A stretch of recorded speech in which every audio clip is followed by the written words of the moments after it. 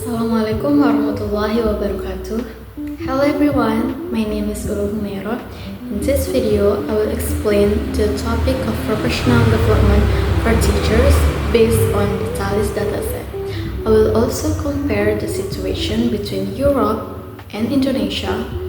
Also, I'm recording this in my boarding house, so if you hear motorbikes or random noises, just pretend it's a background music, okay?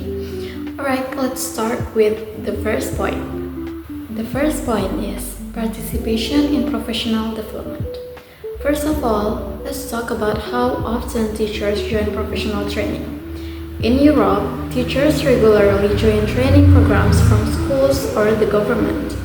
They learn cool things like new teaching methods, using technology, and how to help students with special needs.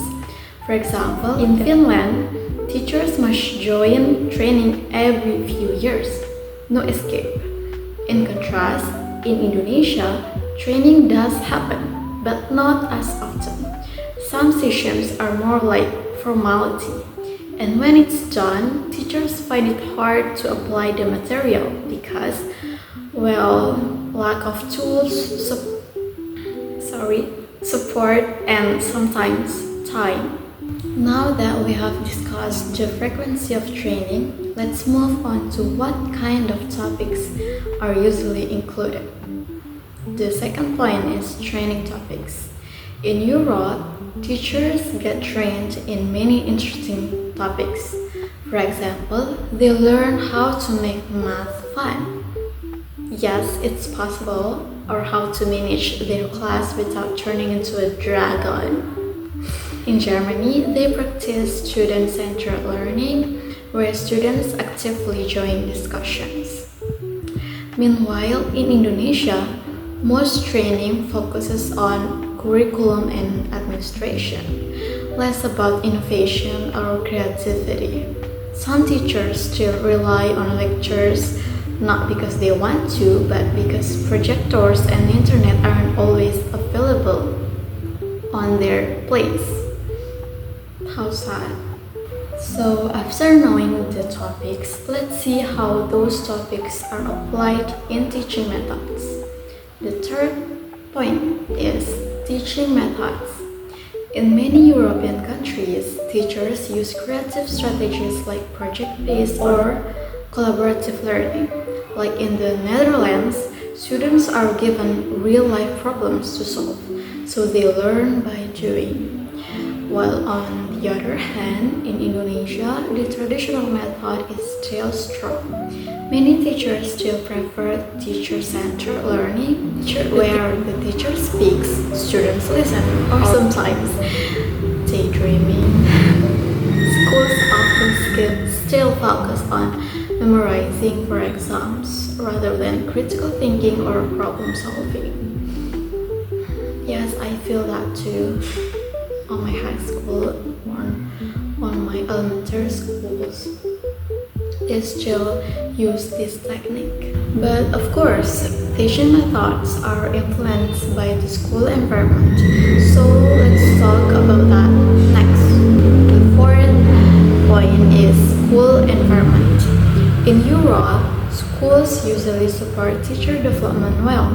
They even give teachers time every week to collaborate and share ideas, like in Sweden. In Indonesia, there's a big gap. Urban schools like in Jakarta may have blended learning and nice facilities. Blended learning like you learn online and offline classes. But in rural areas, some schools still struggle just to get textbooks. Collaboration is hard when the school is just trying to survive day by day. That point brings us to the next important point, the background and motivation of the teachers themselves. The fifth point is teacher background. In Europe, senior teachers often help the new ones. They also receive good salaries and benefits, so naturally they feel more motivated to grow. For example, in Norway, mentoring is a regular system. Meanwhile, in Indonesia, many teachers are very experienced, but they don't always get changes to improve. And low salaries, that surely doesn't help motivation. Sad but true. So far, we have seen real examples. Now, let's take a look at the conceptual model from Thales, which explains the bigger picture. Let's talk about conceptual model from Thales database. The first one is country level factors. Each country has different education rules. For example, in Finland, for instance, teacher training is strongly supported. They even need a master's degree. But in Indonesia, although certification program exists, many teachers, especially in rural areas, can access regular training. Okay, the second one is teacher level factors. Every teacher is different. Some are super eager to learn, some are more traditional. In Sweden, teachers are given time to collaborate and share ideas. Meanwhile, in Indonesia, private schools may support that too, but public schools teachers are often buried in admin work. We all know that struggle. And the fourth one is school level factors. Some schools offer regular training, some don't care that much. In Norway, training is funded and mandatory. In Indonesia, again, it depends on location. Jakarta, yes, they are supported, but villages like rural areas still behind. The fifth one is participation. Simply put, the more teachers join training, the more they grow, right? Like, for example, in Europe, this is supported and structured. On the other hand, in Indonesia, it depends on access and availability. Always. The sixth one is experienced impact. After training, European teachers apply what they learn. Like in Netherlands, teachers use project-based learning, like I said before.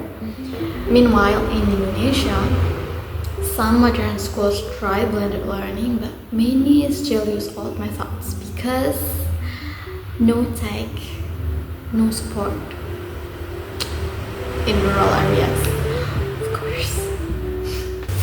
To wrap it up, teacher professional development is essential but also complex. Europe shows a strong system, structured training, support, and motivation.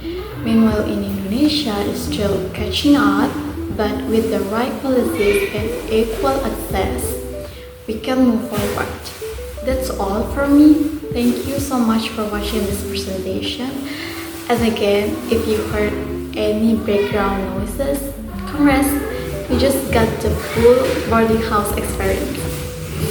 Assalamualaikum warahmatullahi wabarakatuh. Bye bye.